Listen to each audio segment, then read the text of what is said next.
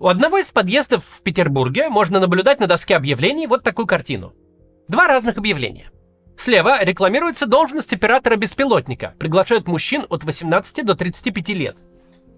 Это не пехота, это высокотехнологичный фронт. Наши гарантии. Служба на 2-3 линии обороны без участия в штурмах. Ниже продублировано для тех, кто не поверил с первого раза. 100% гарантия. Служба в технических подразделениях без участия в пехотных боях. Работа на 2-3 линии обороны. Справа реклама более суровая. Она обещает службу без поблажек. Так и пишет. Будет нелегко, но очень весело. Приглашаются соискатели от 18 до 60, включая людей с гепатитом, туберкулезом, ВИЧ-инфекцией и даже СПИДом. Видимо, объявление, конечно, не планировалось вешать рядом. Но факт в том, что на обоих объявлениях указан один и тот же контактный номер телефона. Если не обратить на это внимание, то у человека в возрастной категории 18-35 может сложиться впечатление, будто ему предлагают выбор. Хочешь, мол, беги в атаку с автоматом наперевес, хочешь, управляй беспилотником. Однако этот выбор ложный. Он буквально воспроизводит вот эту вот старую картинку, когда-то гулявшую по группам во ВКонтакте. Недавно мы уже обсуждали мошенническую схему. Гражданам предлагают всевозможные армейские должности, в последнее время особенно активно зазывают в беспилотные войска, где якобы предусмотрены особые условия службы. Но на деле все это ложь, причем двойная. Подавляющее большинство новобранцев все равно окажутся в штурмовой пехоте. А те, кто таки попадет в беспилотные войска, никаких специальных условий не получат. В прошлом выпуске мы обсудили ситуацию в целом. Сегодня же обратимся к конкретным документам, а также к свидетельствам родных и знакомых военнослужащих.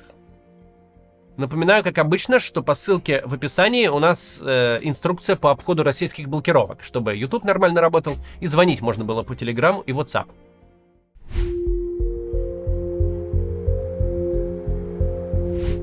Недавно в российской армии появился новый род войск – ВБС, войска беспилотных систем. Создавая эту структуру, вооруженные силы решали сразу две задачи. С одной стороны, действительно возникли новые войска. Они существуют, их необходимость на поле боя продиктована современными приемами и способами ведения боевых действий. С другой стороны, ВБС – это пиар-продукт, в раскрутку которого вложены большие средства. Уличная реклама, объявления на подъездах, посты в соцсетях и серия из 15 весьма качественных промо-роликов. Все это часть информационной кампании по вербовке граждан.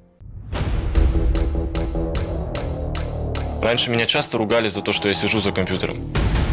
А сейчас это помогает мне защищать страну. Это работа для молодых и технически подкованных. Здесь я могу получить хорошую профессию с заделом на будущее. Отдельное внимание уделяется студентам. По всей России агитаторы в погонах стали приходить в учебные заведения и рассказывать об уникальном предложении для потенциальных дроноводов. Тиражируются истории успеха, когда студент не упустил эксклюзивный шанс и подписал контракт. Новый вид беспилотных войск — это самая передовая сейчас система вооружения.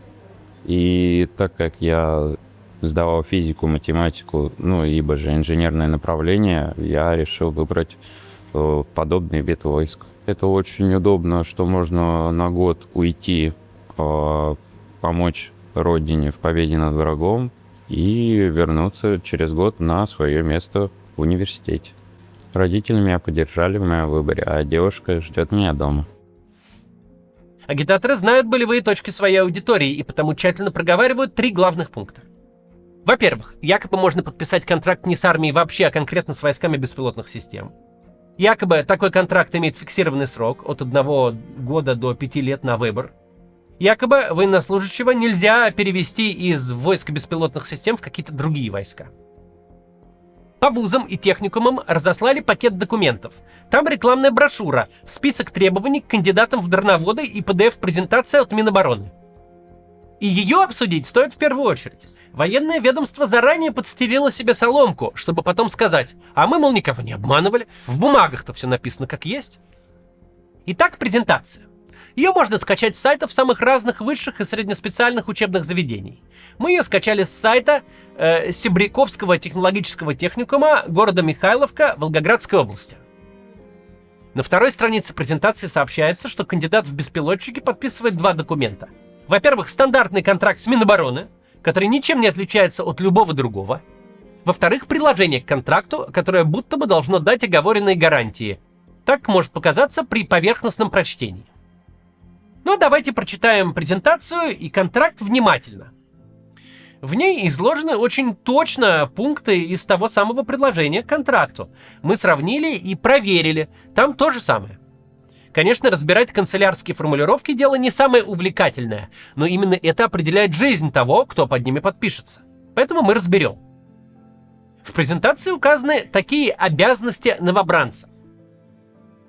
В течение срока контракта не менее 1 года проходить военную службу в воинских должностях, связанных с применением эксплуатации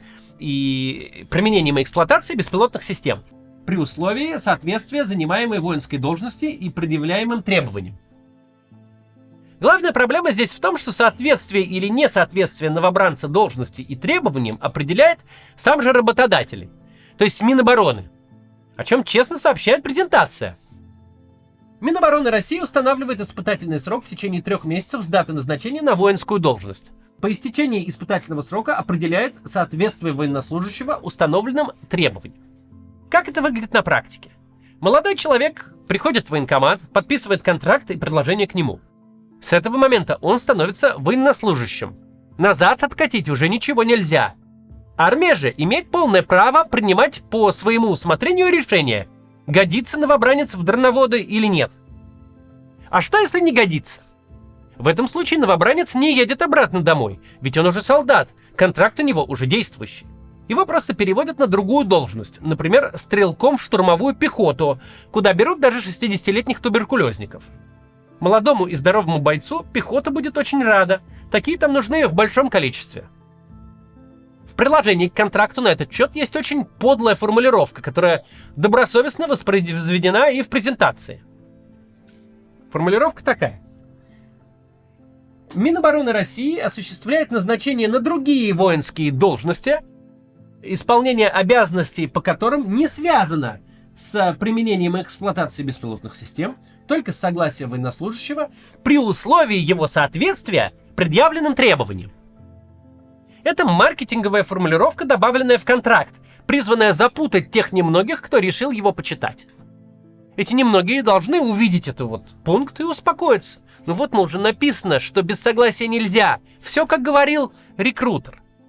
Однако слова внутри скобок полностью переворачивают смысл написанного перед ними.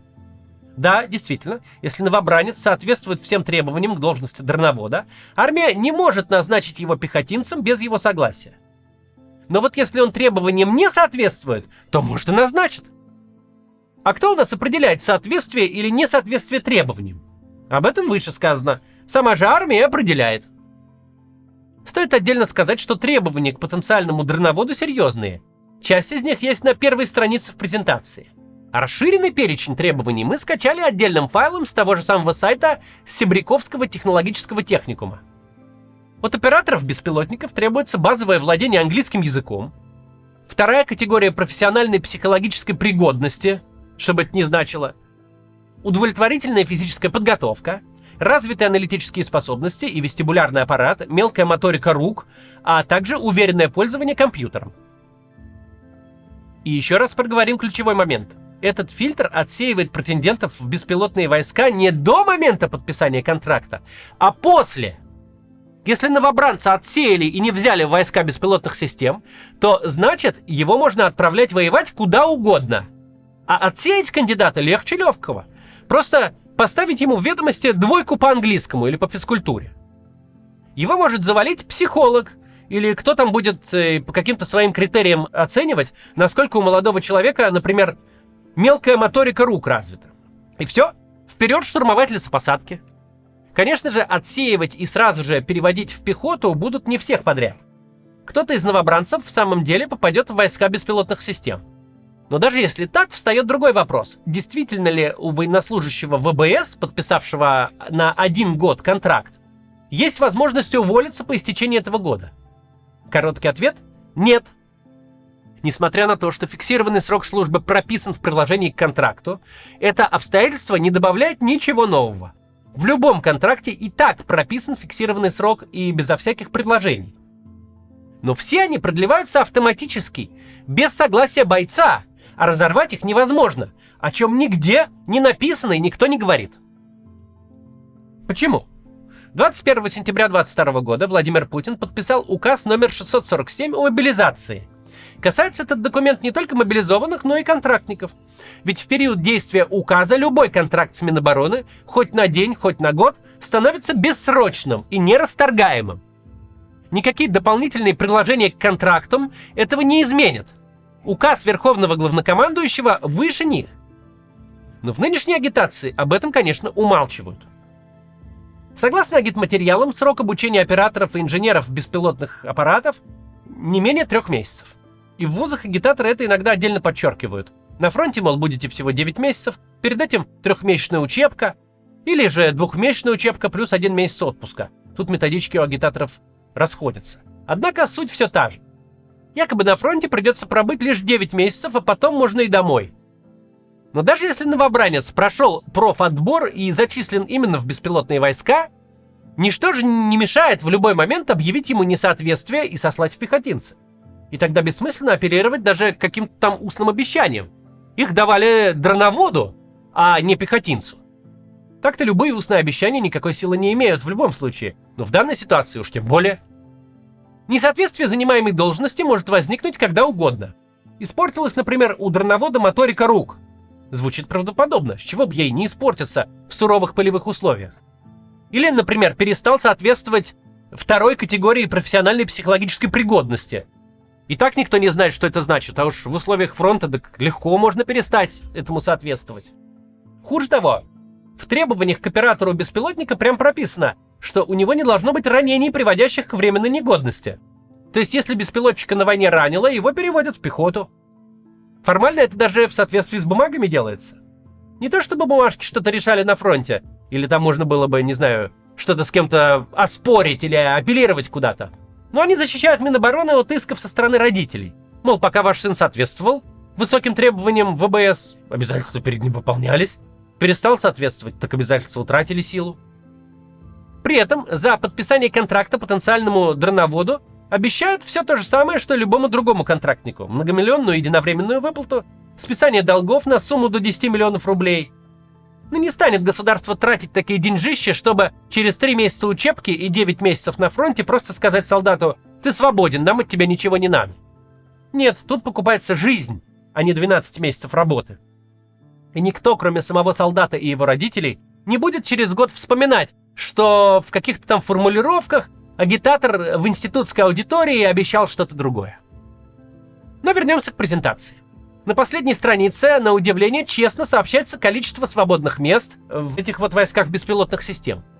Указано, сколько специалистов по беспилотникам могут единовременно проходить 2- или 3-месячную подготовку в российских учебных центрах.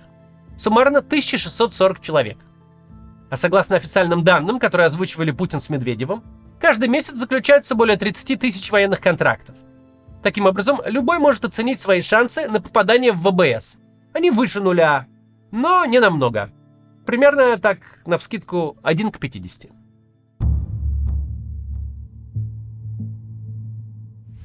Каждый месяц этот канал смотрит несколько миллионов зрителей из России. Иногда и до 10 миллионов доходит.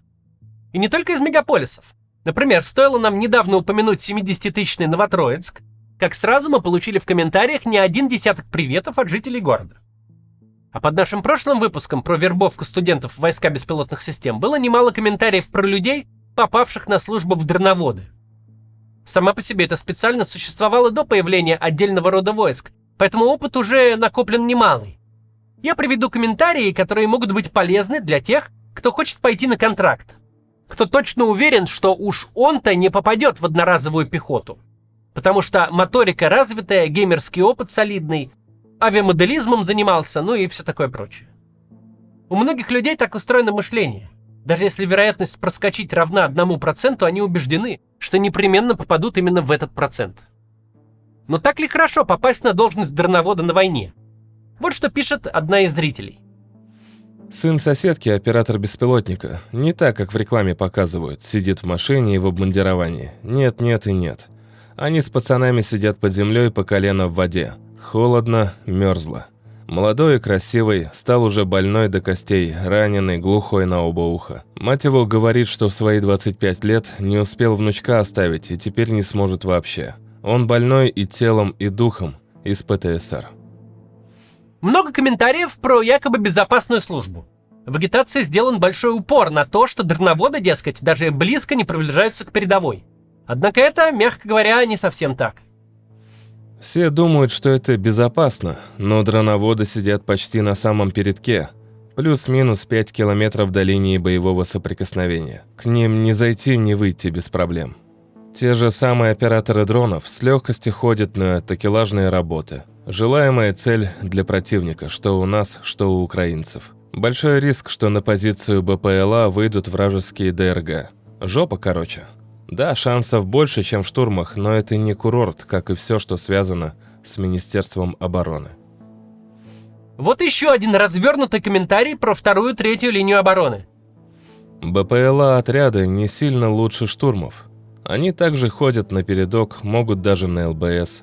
Командование куда отправит, туда и пойдешь как миленький.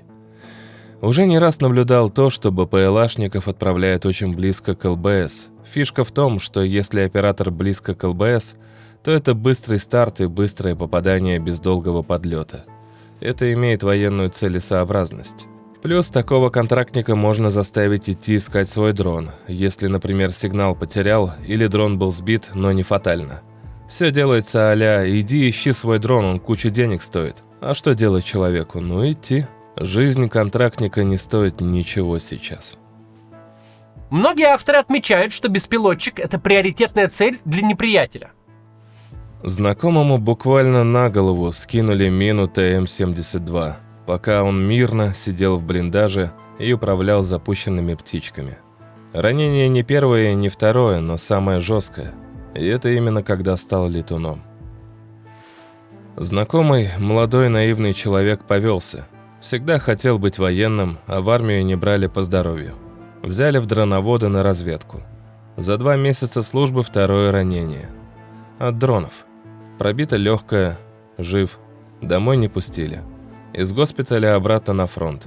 Не ходите, не верьте рекрутерам, ради вашей семьи. Было множество комментариев про резонансную гибель в мясном штурме Эрнеста и Гудвина. Гудвин, он же Дмитрий Лосаковский, был не просто дроноводом, а создателем беспилотных подразделений в ДНР и ЛНР. Но когда он повздорил со своим командиром, тем самым знаменитым Игорем Пузиком, от отправки в штурм его это совершенно не спасло. Что ж тогда говорить про обычных беспилотчиков, про которых никто статью не напишет? Знакомый повелся на такую рекламу. Подписал и правда попал в отряд этих беспилотников. Но там за любой косяк сразу переводят в штурма. В январе похоронили. Друг моего мужа так отправился в дроноводы, а его взяли и отправили в штурм, из которого он не вернулся. Пропал без вести год назад. Недавно тело вроде как нашли, идет процедура опознания. Даже если ты реально попадешь в дроноводы-птичники, то вся твоя зарплата будет уходить на запчасти и оплату потерянных дронов. А если ты их будешь терять слишком часто, пойдешь в те самые штурма, где и сдохнешь. Про то, что операторы беспилотников тратят все заработанные деньги на эти самые беспилотники и прочую амуницию, комментариев тоже немало. Про покупку дронов за свой счет – это чистая правда. Работаю в банке. У СВОшников много, очень много переводов по картам обычно. Они быстро ловят блокировку по 115 ФЗ. В пояснениях, зачем вообще так много денег разным людям переводят, часто пишут в том числе про покупку дронов. Кстати, на заметку всем новоприбывшим и желающим примкнуть к новому виду войск беспилотников. Вас ждет сюрприз на линии боевого соприкосновения, так как вы будете закупать все сами. От экипировки до самих беспилотников, а также защиту от вражеских. Так что денег тоже не получится заработать, даже если кто-то вдруг и собрался. Тут еще мы решили не включать подробные рассказы о ранениях, полученных дроноводами на их якобы безопасной службе. При желании все вышесказанное можно назвать выдумками, но картина, описанная в Z-телеграмме, если и будет отличаться от таких комментариев, то только в худшую сторону. Всякий военблогер расскажет не одну, а с десяток подобных историй. Таких, правда, тоже можно назвать нытиками, выдумщиками, паникерами. И я знаю, что многие их ровно так и называют. Есть люди, которые безоговорочно верят рафинированной телевизионной картинке, красивой рекламе и привлекательным агитматериалам. Подобной аудитории можно дать лишь один совет. Если ваш выбор, как в сказке про Буратино, верить в поле чудес, то, оставаясь с этой верой, хотя бы не проверяйте на себе, что там за поле такое, какие там чудеса. И небольшое послесловие. Сегодняшний выпуск один из таких, где до самого конца приходится удерживать себя от политических и моральных оценок. Потому что у видео есть понятная цель, чтобы целевая аудитория его посмотрела, не выключила ни в начале и ни в середине, чтобы люди, раздумывающие, не пойти ли им на войну, получили какую-то альтернативную информацию, которую особо-то так никто и не дает. Ни из государства, понятно, да и не из оппонирующих ему людей тоже. Ну вот мы поэтому стараемся. И стараемся это так упаковать, чтобы люди это, могли послушать. И чтобы в итоге они не пошли на войну, никого там не убили и не ранили, и чтобы сами остались живы и здоровы. Не принесли горя ни в чужую, ни в собственную семью. Однако в самом конце я хочу добавить то, что напрашивалось на протяжении всего сегодняшнего разговора. Нельзя подписывать никакие контракты с Минобороны.